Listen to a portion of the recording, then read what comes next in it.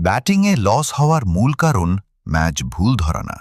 মূল কারণ হচ্ছে রুল ম্যানেজমেন্ট না জানা। প্রথম নিয়ম হচ্ছে কখনোই অল ইন খেলবেন না।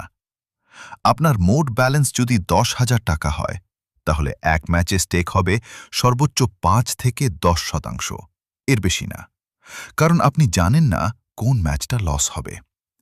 দ্বিতীয় নিয়ম হচ্ছে প্রতিদিনের জন্য লস লিমিট সেট করা। ধরেন আজ আপনার ডেইলি লস লিমিট 1,000 টাকা। 1,000 লস হলেই সেদিন খেলা বন্ধ। এখানেই মানুষ ভুল করে, লস হলেই রিকভার করতে গিয়ে আরও বড় লস করে ফেলে। তৃতীয় নিয়ম হচ্ছে সব ম্যাচে ব্যাট করা যাবে না। দিনে 10টা ম্যাচ থাকলেও আপনার কাজ হচ্ছে 1 বা 2টা ভ্যালু ম্যাচ খেলা, যেখানে অডস যুক্তিসঙ্গত, ইনফরমেশন ক্লিয়ার এবং অপ্রয়োজনীয় রিস্ক কম।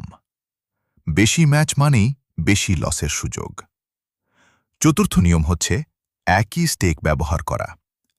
আজ 500, কাল 2,000, এভাবে খেললে কখনোই হিসাব মিলবে না। আপনার ব্যালেন্স অনুযায়ী একটি ফিক্সড স্টেক সেট করুন এবং সেটা নিয়মিত মেনে চলুন। এখন আসি লস কভার করার টেকনিকে। লস কভার মানে এক ম্যাচে সব লস উঠিয়ে আনা না। লস কভার মানে ধীরে ধীরে নিয়ন্ত্রিতভাবে ব্যালেন্সে ফিরে আসা। যদি এক ম্যাচে 500 টাকা লস হয়, তাহলে পরের ম্যাচে হঠাৎ 2,000 স্টেক করবেন না।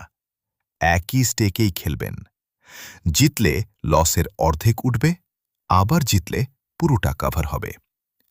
আরেকটা গুরুত্বপূর্ণ বিষয় হচ্ছে সিরিজ লস।